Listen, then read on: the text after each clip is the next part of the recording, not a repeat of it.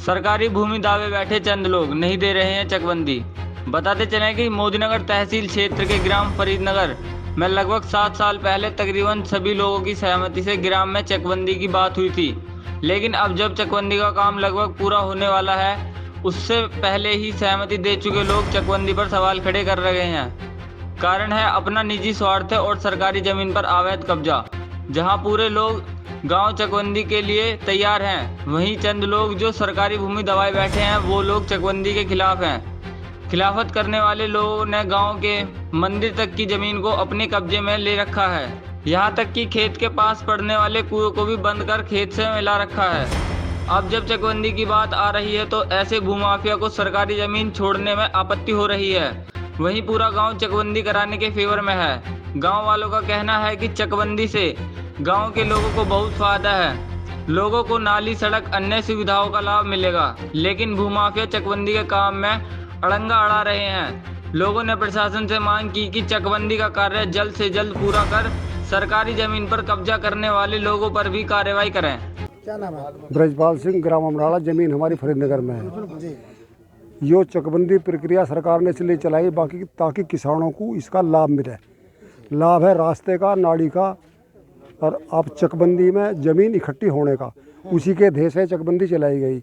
इसमें एक प्रोसेस है, पहले एसओ चक काटेगा, फिर सीओ सुनेगा ऐतराज़, फिर एसओ सुनेगा ऐतराज़। जिसको आपत्ति वहाँ जाओ, वो लोग ऐतराज़ कर रहे हैं जिन्होंने उल्टी सीधी ज़मीन दबा रखी है और प्रशासन की ढील के कारण वो उस ज़मीन को छोड़ नहीं रहे। चकबंदी वाले किसी यूँ नहीं कहते मुझे पैसे दे, झूठ बात है, हवाई बात है। जो पैसे देगा अपनी मर्जी से देगा, अपने लाभ के लेगा, कोई नहीं देगा। ये बात बिना मतलब की है, आधारहीन बात है। वहाँ किसी को ऐतराज़, आपत्ति, अपनी बात जाकर रखो। यहाँ एक दूसरे पर छीटा कसी से कोई लाभ नहीं है। अब तो ये है चकबंदी जब यहाँ स्टार्ट हुई थी, जब मीटिंग हुई थी, उसमें चकबंदी के लिए चेयरमैन साहब ने, सबने मीटिंग होकर एक मत से कहा कि चकबंदी होनी चाहिए। उसके बाद बीच में 7 साल का अंतराल गुजर गया, किसी ने ये आपत्ति नहीं करी चकबंदी नहीं होनी चाहिए। सब लोग सहमत थे, बराबर साथ दे रहे थे, बराबर प्रक्रिया में सहयोग कर रहे थे। अब चकबंदी तो 1 आध महीने के समापन की ओर है। एक 61 की दिक्कत है। अगर आदमी क्रेडिट कार्ड बना लेके जाता है बैंक में, कहते हैं ज़मीन का हिसाब दो, सबके खाते अलग हो जाएंगे। परिवार बड़े हो गए, चकबंदी का बंटवारा हो गया, डिवाइडेशन हो गया, उससे खाते अलग हो जाएंगे। अपनी अपनी ज़मीन सबकी अलग हो जाएगी। अपने कंप्यूटर पर जो सबका चढ़ जाएगा, इसकी ज़मीन इतनी है, 61 की जरूरत नहीं है, बैंक वाले परेशान नहीं करेंगे। तो चकबंदी होनी किसान के हित में है। ये उत्तर प्रदेश का मैटर है, ये किसी एक कस्बे का, एक फरीदनगर का गांव का मैटर नहीं है। तो चकबंदी समापन की ओर अधिकारियों से निवेदन कराया जाकर जी नाप करने के लिए आए थे। लोगों ने यहाँ खड़ी फसल के कारण ऐतराज़ कर दिया। अब 1 आध महीने के बाद वो कह रहे हैं जी हम भी। क्या नाम है आपका? मेरा नाम है जी सुखबीर सिंह तोमर। हाँ तोमर साहब, यहाँ पर चकबंदी को लेकर कुछ मामला है, तो क्या मामला है आप बताइए। हाँ जी, मामला ये है, हमारी 2 बीघे ज़मीन उसमें तालाब में चली गई, खरीदी हमने जी। और बाकी हम 4 भैया हैं जैसे, तो उनकी ज़मीन जैसे अलग अलग हो रही है, 2 चक हो रहे हैं, तो हमारे 1 चक हो जाएंगे और वो 2 बीघे ज़मीन जो है हमारी आ जाएगी। नहीं अभी तक नहीं आई है, 5-6 साल लिए हुए होंगे, 7 साल वो तालाब में जाने के बाद में अभी तक कोई कार्रवाई नहीं हुई इस पर सर। तो कार्रवाई क्यों नहीं हो पा रही? कार्रवाई सर आए हैं पीछे नापने तोलने और फिर मिल जाएगी आपको, और अभी तक नहीं मिली। प्रशासन की तरफ से ढिलाई है?